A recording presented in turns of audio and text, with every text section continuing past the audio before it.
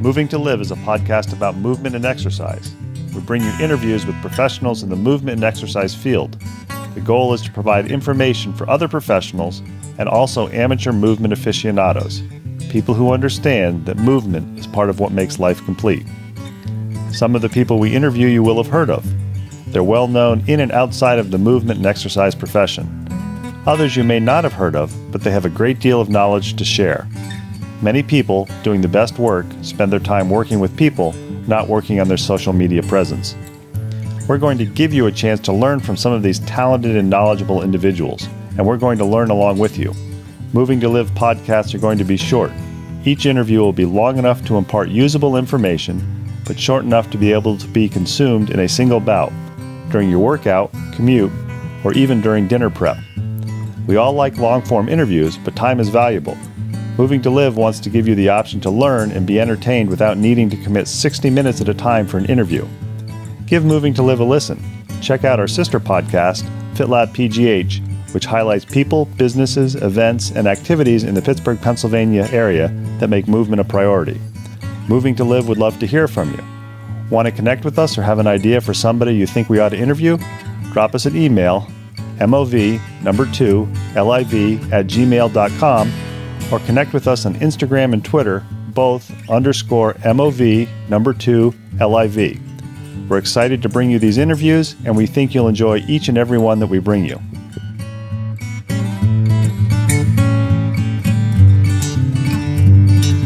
Welcome back to another edition of Moving to Live. As you heard in the intro, we're a podcast for movement and exercise professionals, amateur aficionados. The ethos of this podcast and the sister podcast, FitLab Pittsburgh, is movement, part of what makes your life complete. Remember, you should be thinking of movement as a lifestyle and not just an activity. So pick things that you like to do a variety of things, and move often. If you like what you're hearing, please leave us some feedback wherever you're listening to the podcast. If you've got a guest idea, take a look at the show notes, or in the intro, we gave you an email address, or you can find us on social media. Drop us a message and let us know who you think might make a good interview. Today, we've got somebody that was recommended by Doug Holt. He sent an email to me and to today's guest and said, hey, you guys should connect. You both have a lot in common.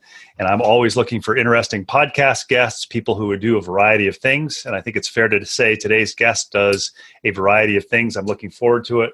We have Brian Sutton. You may have heard of him as somebody who works for NASM. You may have had the good fortune to have him as a personal trainer. So Brian, thanks for taking time to talk to Moving to Live this morning. Thank you for having me. It's a pleasure. I always ask people that I interview for Moving to Live, the initial part is, what's your elevator speech or your 30-second comment if somebody sees you and says, well, what do you do? What do you say? Yeah, it's funny because it depends on where I'm at or who I'm talking to. If it's at a fitness conference, my elevator pitch is a bit different than if I'm getting a haircut per se, right? But let's pretend I'm at the local barbershop and they're like, well, what do you do? The easiest way for me to describe it without going into great detail is I work for a fitness education company. I help certify personal trainers and fitness professionals. And so what I do is essentially help write the content, the curriculum that they're going to study to pass their test. And that's essentially my 30-second elevator pitch. And they're like, because most people don't even understand that that is actually a profession. So. Mm-hmm. And what's your spiel or your pitch if you're talking to somebody who's in the industry? Very, very similar? Similar. Most people in the industry know of NASM. So I can say, I work in the product team for NASM. So I oversee product development. So if you ever taken an NASM course and you've seen the books and the videos and all the curriculum that goes alongside that, I'm in charge of putting all of that together. So working with the SMEs, the subject matter experts, directing the video shoots, writing the books or editing the books, that's essentially my job. But oftentimes they'll see the name tag or the NASM logo on a polo shirt when I'm at a conference. They're like, oh, you work for NASM. And that's pretty much the icebreaker right there. And for people who are listening who are amateur aficionados and don't know what NASM is, NASM, I think it's fair to say, is one of the three most credible fitness organizations in the U.S., if not the world. I would classify it in the same realm as American College of Sports Medicine, the National Strength and Conditioning Association, and maybe you would also say ACE would come in as a fourth. Yeah, I would definitely say those are the top four. So ACE, NSCA, ACSM, and NASM. All the acronyms. But for the average gym goer or fitness enthusiast, they wouldn't have an idea who these companies are. But for professionals in the industry, definitely they know of those top four. And nothing bad about any of them. They're all really good. I think they have their strong points and their weak points. Mm-hmm. But at the end of the day, all of them strive to provide evidence-based content to teach the professionals how to do their job and do it well. And all of them, if there is somebody who isn't familiar with what I like to call the alphabet soup, if they see that what somebody is certified by one of those four organizations, they know, okay, that's at least a basic level of certification. It's much more than just, I took a weekend course and was able to get certified for $100. Yeah, exactly. I mean, thankfully the fitness industry has come a long way, especially like when I started back in the late 90s. It was, you could go online, pay $50 and get certified and call yourself a personal trainer. And thankfully now with accreditation and oversight from IRSA and different fitness groups, granted it's still not government regulated, but the amount of rigor and the amount of what's involved to become certified has grown exponentially. And I think the industry benefits because of that.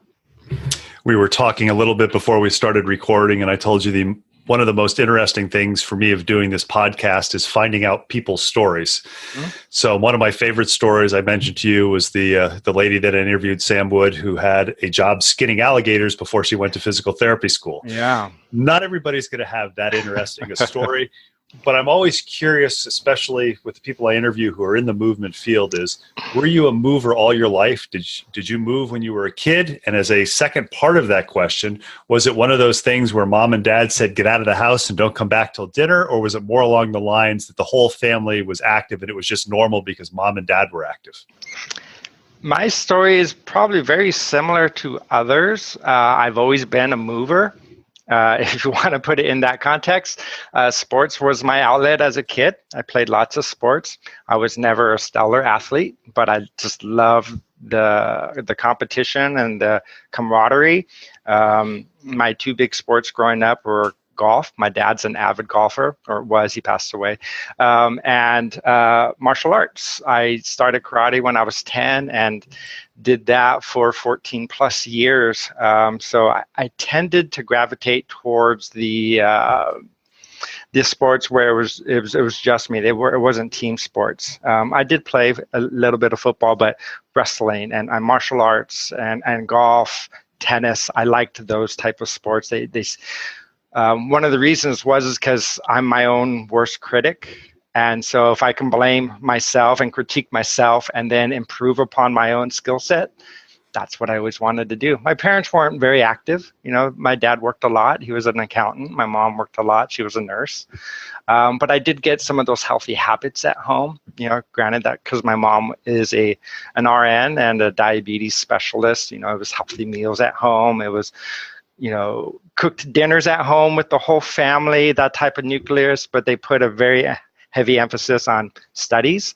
And so my mom would be like, oh, if you would just read as much as you exercise and play sports, which is ironic now because I love to read and I'm always reading.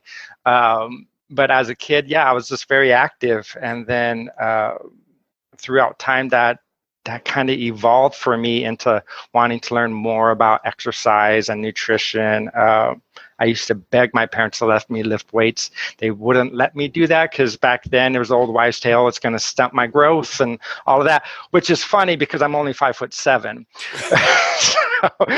But I wasn't allowed to lift weights until I was in the 7th grade and I was hooked. Haven't stopped yet. But all other facets of movement, I'm still involved today. So, are you still a golfer? I'm an avid golfer. I love golf. In fact, my master's project with Cal U was was exercise intervention programs for golf performance. And then I helped write NASM's golf fitness specialist. That's one of my areas. Yeah, I just played last weekend, played pretty well. But yeah, I'm an avid golfer, love to do it, teaching my kids to play golf. Granted, neither of them are really interested. My son rather play baseball. My daughter would rather dance, so that's okay. And you mentioned you did martial arts for 14 years. I'm interested why you gave it up. Well, it's because I entered the real world. So I started when I was 10. I did it all the way through my undergrad. And then once I graduated from college and I had to work a 9 to 5, that's when it became difficult to continue. And then from there, the usual story, I got married, had children, and now it's been difficult to get back into it. But I competed all across California on the tournament circuit. If you ever watch Karate Kid, that kind of point fighting type of deal. Yeah, that was me. I did a lot of that. We did demonstrations all across the United States, where we do weapons and break boards and all that kind of fun stuff, and really loved it. And it was actually a great outlet for me as well regarding movement. I would have 100 students in front of me, and I would take them through the whole class, from the warm-ups to the exercises to the different drills that you do for the martial arts practice. And so that actually, having that experience helped me later on in my career when I became a personal trainer. I'm curious with both of those activities. Most kids, myself included, until I realized I didn't have skill, had this idea at some point with the sports that they play, oh, I'm going to do this professionally, or I'm going to go to the Olympics. Yep. Did you have that thought? And what was the moment where you realized, yeah, this just isn't a realistic thing for me? I never had the thought regarding martial arts, even though I felt I was pretty good at it. But, I did Kempo. I didn't do Taekwondo, so there wasn't an Olympic sport for that. And I had no delusions of grandeur that I was going to be the next Jean-Claude Van Damme or Bruce Lee and be a movie star. But I did have inclinations that I could be at least a collegiate golfer. I played all through high school.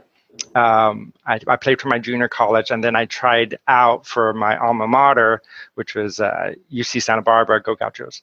But I was a senior, and I did not play my best that day, did not make the team. And so, but at one point I was like, I could be a collegiate golfer. And then I also thought about, well, if I don't make it when I graduate, I could at least become a PGA pro and be a teaching professional. That didn't happen. I think I could have, but I went down a different avenue from there. So you go to college. What did you major in college? Yeah, that's ironic. So when I was 18, 19, 20, I didn't know what I wanted to do. I knew I loved sports. I wanted to do something in sports medicine, but I second-guessed my own ability to do it. So I started out as an accounting economics major because my dad's a CPA. I see him get up, go to work, wear a suit and tie, supports his family. That's something I can do. A year into that major, I realized, boy, I really don't like this stuff. This is incredibly bland and dry. But at UC Santa Barbara, they didn't have an exercise science program or anything that really tugged at my heartstrings. So I figured out, what can I take all these credits that I've already accumulated? What major can help me graduate? And that was communications. So I ended up graduating with a communications degree and a minor in sport management because they had just started a minor program in sport management. So that was a lot of fun. And during my undergrad, that's when I got into the fitness bug and the personal training bug. I worked at a small gym off campus owned by the university. And so me and a few others, including Doug Holt, who you mentioned earlier, we worked at this gym. That's where we got to know each other and became all consumed regarding fitness during my undergrad. What were your parents' thoughts about that when you became all consumed and thought that, or actually before I asked that, when was the realization that, hey, this might be a career? The realization it might be a career actually didn't come till well after I graduated. I remember having a conversation with Doug. We are seniors in college, and he's like, what would be your dream job? If you had one thing, what would be your dream job? And at that time, I'd be like, I want to open up my own gym / martial arts studio. If I could have a martial arts studio and a gym, because those are my two passions, that would be my ultimate dream job. But once I graduated, I'm like, there's no way I can make this work. I see my dad struggle with his accounting business for so many years. I don't want to be a business owner. So I actually went a different route and went and worked in some dead-end sales jobs for the next several years. While working those sales jobs, I was personal training on the side. So part-time in-home, at the park, early evenings, or evenings, early mornings, that sort of thing to keep that fitness bug going. But I was actually working in a dead-end sales job for a couple of years, and I couldn't take it anymore. And that's when I decided to go to graduate school. And it was actually in graduate school where I made the leap full-time into fitness. And I'm curious, with while you're working as a personal trainer and having the dead end job on the side, did you have any fitness certifications? Were you aware of fitness certifications? Because it's kind of interesting now because you're in a fitness certification job. Yeah, ironically, while I was in my undergrad, I went through the ACE certification. That was what was touted, and that's what I knew about. So I actually studied the ACE curriculum. Didn't get certified with ACE, and then as soon as I graduated, another friend of mine recommended NASM, and so I went through the NASM certification. So this was early 2000s, and got certified as an NASM professional and started training clients that way. And during that 5-year period, it's a lot of working 9 to 5 at a dead-end job, personal training with short stints at gyms. I got a couple gyms where they let me work there part-time, Gold's 24-Hour Fitness, Simi Valley Athletic Club. So I got some gym experience, but most of my experience was actually just building my own client base through referrals and going to people's homes. I'm curious with this because I know that there are many people who go in the fitness world and they say, well, I was a really good athlete, or clients look at them and say, well, that person's a really good athlete, so they'll be a good trainer. What was it that made you think, hey, I think I should get some certifications, or I need to have a certification? Good question. I felt like in order for me to be a credible personal trainer, right, 'cause I wanted to be viewed as an authority figure. Yes, I worked out a lot on my own, right? I have time under the bars, some professionals say.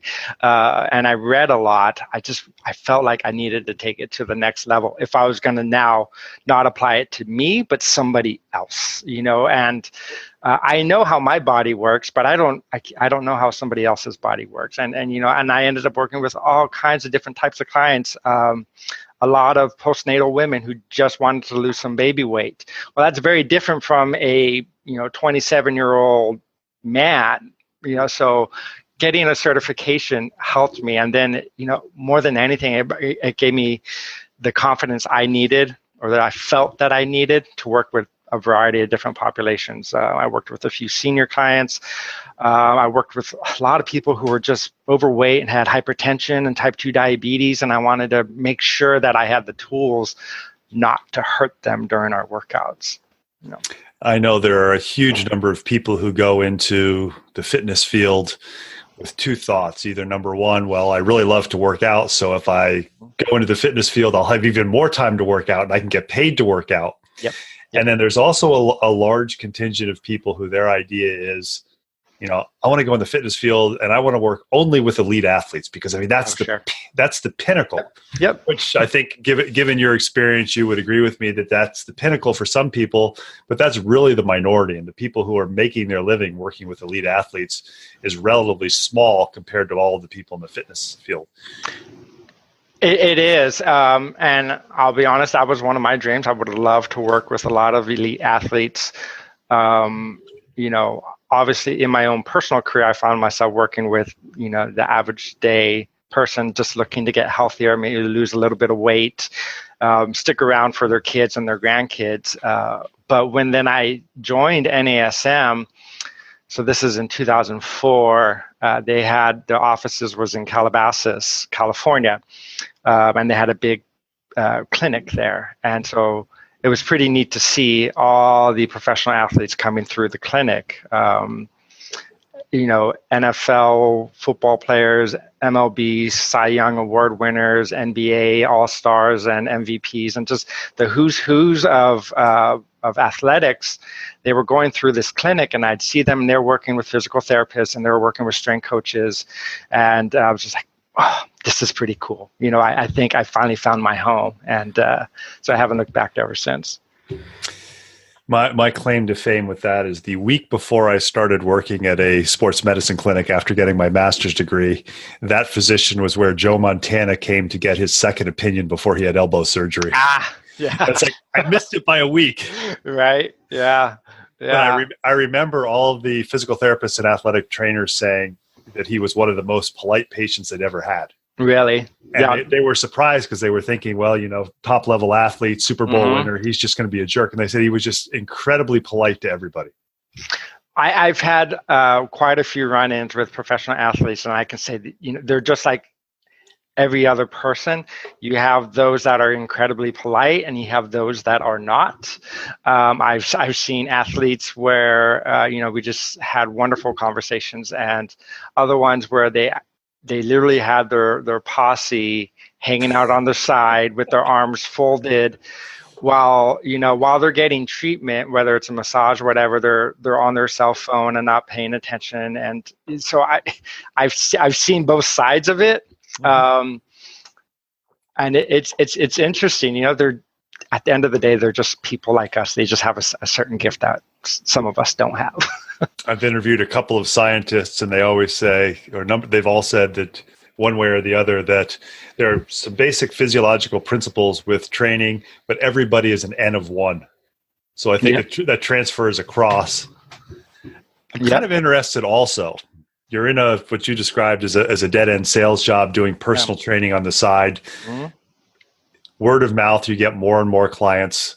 Yeah. What was it that made you say, you know what, I'm going to go for it? Because that's a big change. And what was your family's thought when you said, hey, I'm going to do this fitness thing full time? Yeah, it was, if you ever seen the movie Office Space, I had an Office Space moment. I was working a dead end sales job, and in this environment, I had to make monthly quotas. And I'm not a salesperson. And this was telemarketing.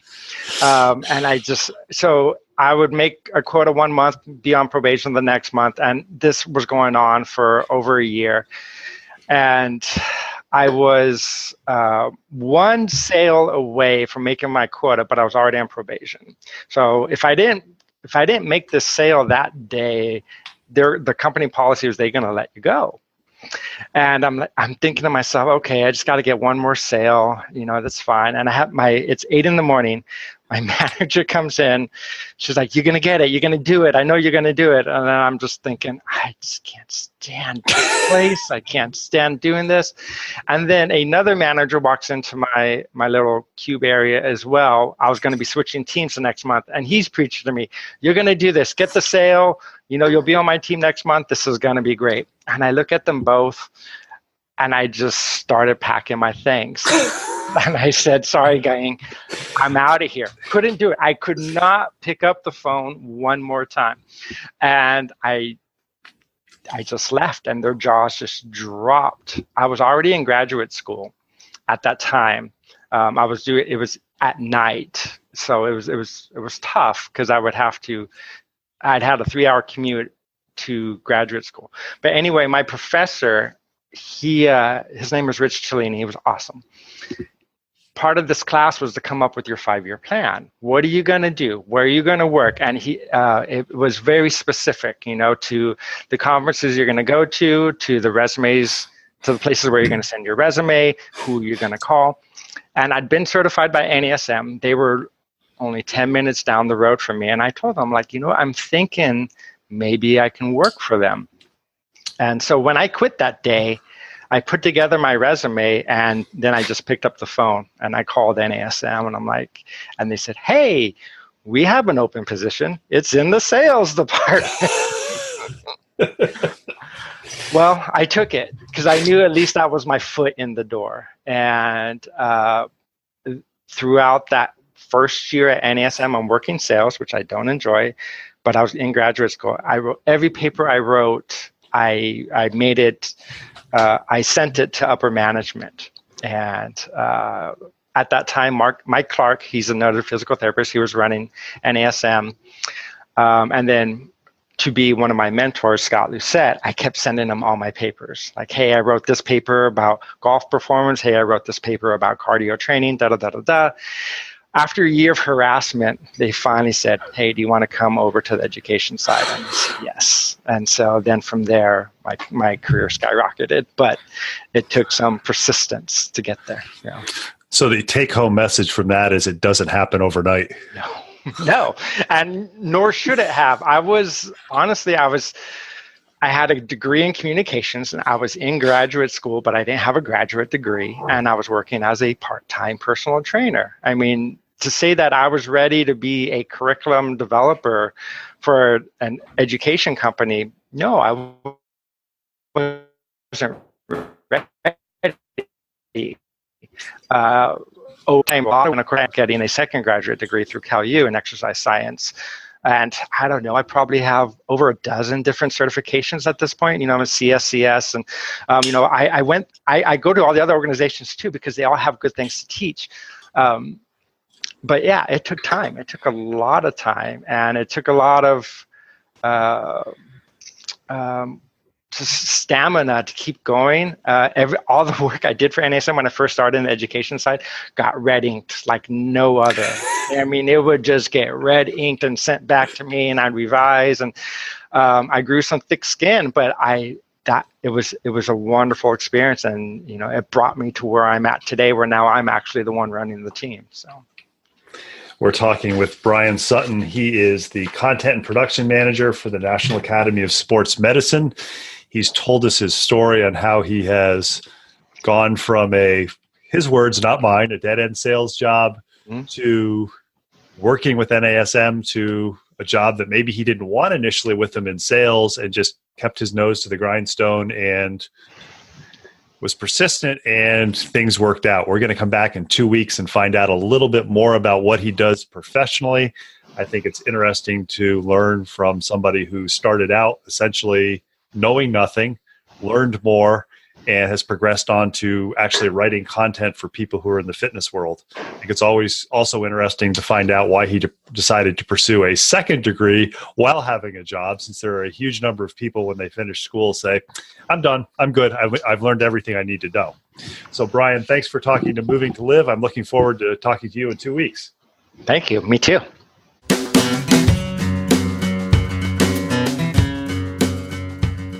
Thanks for listening to the latest episode of FitLab PGH, brought to you by Moving to Live. Intro and exit music is Marathon Man by Jason Shaw. Check out the show notes for contact info for our latest guests, links to other information mentioned in the episode, and links to our sister podcast, Moving to Live. Moving to Live is a podcast about movement and exercise for professionals and amateur aficionados. Moving to Live offers topics from career development to coaching tips and education resources to advice for parents of student athletes. You can subscribe to us on Apple Podcasts, Stitcher, or Google Play, or check out our website for other subscription options. Your free subscription gets you notified when we release a new episode. Questions, comments, suggestions?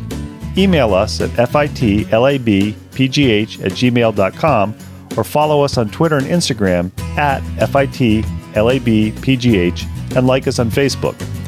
If you enjoy our podcasts, please tell your friends about us and consider leaving us a review on Apple Podcasts. Make FitLab PGH a go-to place to learn more about movement in the Pittsburgh area. Until next time, keep on moving.